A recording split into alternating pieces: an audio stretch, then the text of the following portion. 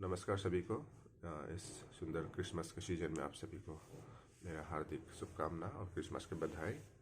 आज का दिन इस छोटा सा समय में मैं क्रिसमस के बारे में कुछ आप लोगों के बीच में चर्चा करना चाहता हूँ परमेश्वर का वचन द्वारा।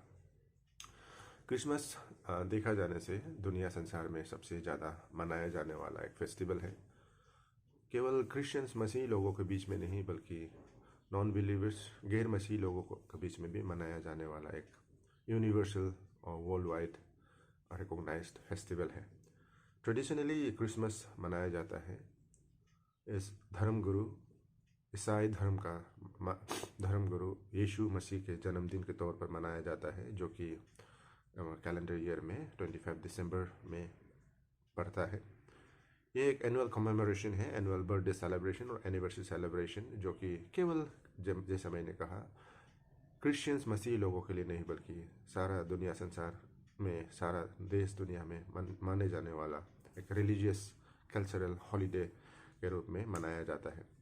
इस अवसर पर जनरली सभी चर्चेस में, सभी घर परिवारों में, मसीही लोगों में, मसीही सोसाइटी में, समाज में जनरली चर्चेस में प्रेयर्स लिया जाता है, गिफ्ट एक्सचेंज, एक दूसरे को तोहफा दिया जाता है, परिवार में गैदरिंग होता है और साथ ही साथ कई सारे डेकोरेशन घरों में, चर्चेस में लोगों में डेकोरेशन किया जाता है और बहुत सारा ट्रेडिशन है like Christmas tree, Santa Claus, इस प्रकार से एंड क्रिसमस स्टार एंड बहुत सारा अलग अलग तरीका से इस ट्रेडिशन, इस कल्चरल फेस्टिवल को, एक क्रिश्चियन फेस्टिवल को मनाया जाता है। देखा जाने से परमेश्वर का ये जो जन्म दिवस मनाया जाता है 25 दिसंबर एज ए क्रिसमस डे, ये हिस्टोरिकल रिकॉर्ड्स में देखा जाने से ईयर एडी 354 से मनाया गया है। 25 दिसंबर में यूनिवर्सली एक्सेप्ट किया गया है कि 25 दिसंबर को क्रिसमस मनाया जाए। सारे चर्चेस ने, उस समय का चर्च लीडर्स ने, उस समय का काउंसिल ने इसको यूनिवर्सली एक्सेप्ट किया गया है। किस तरीका से क्रिसमस आया है अगर हम लोगों ने देखने से इसमें कई सवाल भी है, जैसे कि क्रिसमस का ऊपर में सबसे बड़ा सवाल यही है कि क्या 25 दिसंबर वाकई में बाइबल में दिया गया है? प्रभु यीशु का जन्मदिन जो हम लोग मनाते हैं, कि सचमुच में बाइबल में इसका कोई उल्लेख है, इसका कोई रेफरेंस है? मेरे दोस्तों, मैं आप सभी को बताना चाहता और आप सभी लोग इससे बहुत ही अच्छी तरीक़ा से वाकिफ़ है। 25 दिसंबर इस प्रकार का कोई भी रेफरेंस, कोई भी वारंट बाइबल में बिल्कुल भी नहीं है। और साथ ही साथ जिस तरीक़ा से, जिस रीति से हम मनाते हैं like Christmas decoration and all, Christmas tree, Santa Claus and gift exchange and all, या कुछ कुछ चीज़ों को हम लोग बाइबल से रेफ़र कर सकते हैं, कुछ कुछ चीज़ों को बाइबल से हम लोग देख सकते हैं। फिर भी इसके साथ ही साथ ऐसा कई चीज़ है जो हम लोग क्रिसमस में आज के दिन हम अटैच करके एज ए ट्रेडिशन हम लोग सेलिब्रेट कर रहे हैं।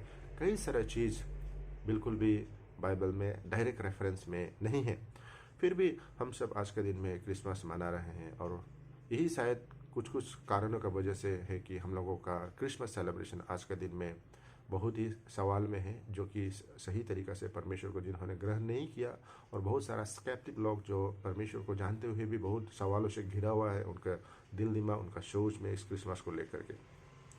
मैं आप सभी को बताना चाहता हूँ क्रिसमस के बारे में थोड़ा सा हिस्टोरिकल बैकग्राउंड।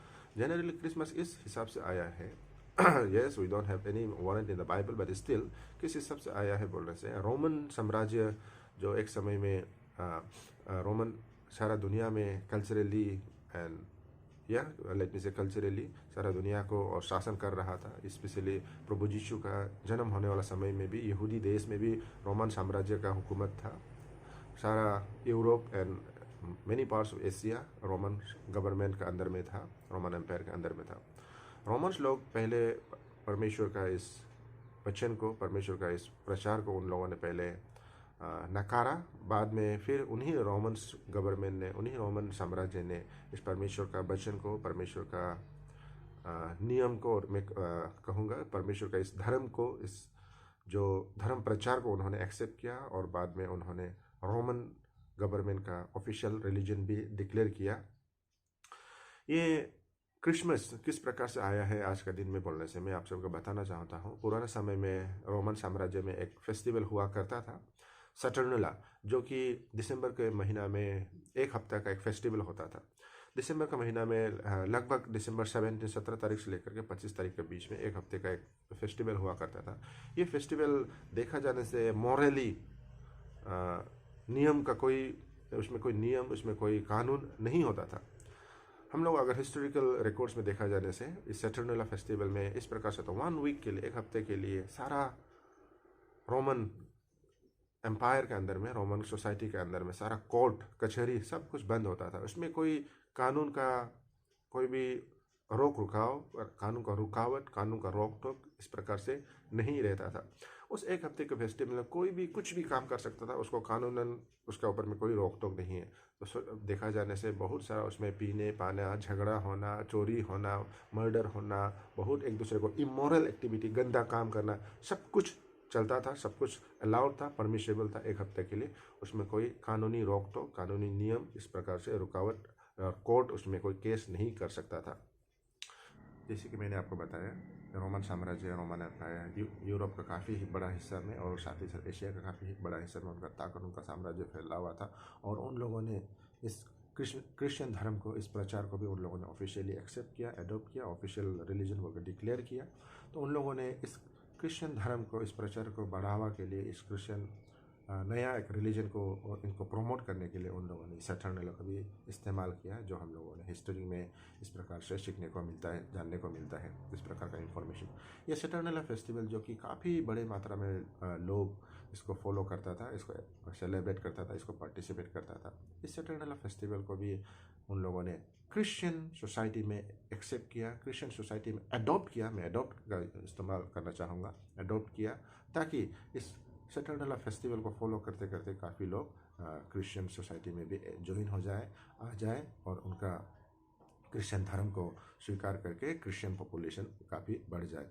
और बहुत सारे लोगों ने इस प्रकार से एक्सेप्ट भी किया क्रिश्चियन धर्म को, बिना क्रिश्चियनिटी को सही तरीक़ा से नहीं समझते हुए भी, और सैटर्नेला का रूप में और भी बहुत सारा अदर कॉम्प्रोमाइजिंग प्रैक्टिसेस को देखते हुए, उसका अट्रैक्शन में, उसका अट्रैक्शन को देखते हुए एक्सेप्ट किया, अडॉप्ट किया।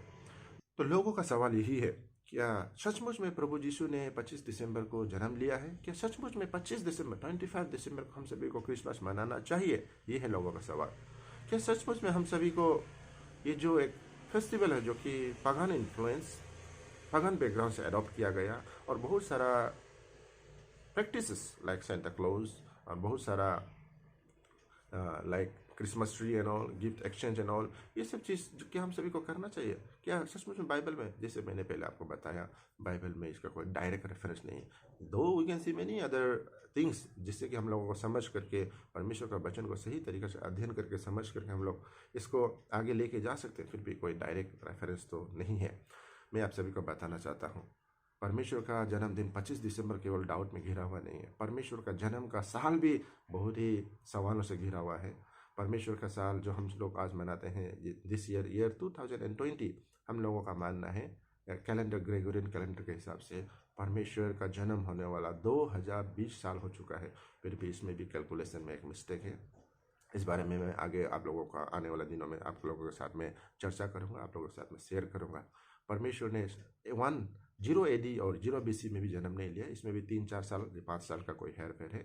इसके बारे में मैं आपको बाद में चर्चा करूंगा। ये 25 दिसंबर भी बहुत ही सवाल में घिरा हुआ है। तो मैं यही बताना चाहता हूँ आज का दिन में, इस समय में मैं आप लोगों के बीच में यही पॉइंट रखना चाहता हूँ। मैं आप लोगों को यही बताना चाहता हूँ, 25 दिसंबर कोई बहुत बड़ा इशू नहीं है हम लोगों के लिए। ये डेट कोई बहुत बड़ा मायने नहीं रखता है हम लोगों के लिए। ये सीजन कोई बहुत बड़ा मायने नहीं रखता है हम लोगों के लिए। रीजन सबसे बड़ा मायने रखता है। Praise the Lord. रीजन, कारण। यस, परमेश्वर यीशु क्रिस्ट ने 25 दिसंबर में जन्म लिया भी हो सकता है, नहीं भी लिया सकता है। फिर भी परमेश्वर ने जो स्वर्ग में बैठने वाला, स्वर्ग में शासन करने वाला, स्वर्ग से दुनिया संसार को, सभी को, सारा यूनिवर्स को चलाने वाला, स्वर्ग से उतर करके धरती में मानव रूप में किसी न किसी तारीख में तो जरूर आया है। क्यों ना हम 25 दिसंबर को मनाए। Praise the Lord. For God so loved the world that he gave his only begotten Son, that whosoever believes in him shall not perish but have eternal life. परमेश्वर ने दुनिया संसार से इतना प्रेम रखा था, इस कारण से अपना एकलौता पुत्र को दे दिया। वो पुत्र स्वर्ग से उतर करके धरती में किसी न किसी दिन में तो जरूर आया है। क्यों ना हम सभी लोग 25 दिसंबर को मनाए। Praise the Lord. जॉन 1:1 में इस प्रकार से लिखा है, in the beginning was the word and the word was with God and the word was God. ये प्रभु यीशु, ये वचन, ये परमेश्वर खुद था जो स्वर्ग में रहने वाला था, जो स्वर्ग में रहता था। 14 में लिखा है इस प्रकार से, the word become flesh and made dwelling among us. यही परमेश्वर, स्वर्ग में रहने वाला परमेश्वर दुनिया संसार में मानव रूप लेकर के, शरीर का रूप लेकर के आया। ये है 25 दिसंबर का कारण।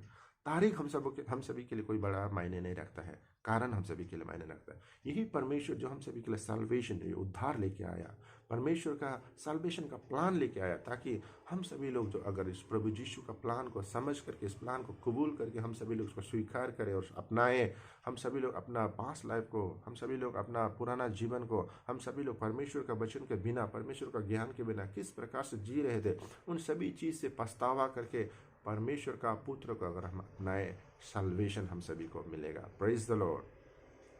25 दिसंबर में इसी चीज़ को रिपीट करना चाहूँगा, डेट कोई बहुत बड़ा मायने नहीं रखता, प्रैक्टिस कोई बहुत बड़ा, कल्चर कोई बहुत बड़ा मायने नहीं रखता, रीजन मायने रखता है। Praise the Lord. आगे भी मैं आप सभी के बीच में एक वचन को लाना चाहूँगा। हम सभी लोग, पता है आइज़ाया 7:14 में इस प्रकार से लिखा है, गॉड विद अस, इमानुएल, परमेश्वर हम सभी का बीच में है। क्यों ना परमेश्वर हम सभी का बीच में कोई ना कोई तारीख पे तो जरूर आया। क्यों ना हम इस तारीख को सभी मिलकर के, सारा दुनिया ने जिस प्रकार से एडॉप्ट ऑलरेडी कर चुका है, जिसे मैंने कहा 354 AD में एडॉप्ट किया है। क्यों ना इस तारीख को जो यूनिवर्सली एक्सेप्टेड है, परमेश्वर को जानने वाले लोग भी, परमेश्वर को नहीं जानने वाले लोग भी, बिलीवर्स, नॉन बिलीवर्स, सभी लोग मनाते हैं।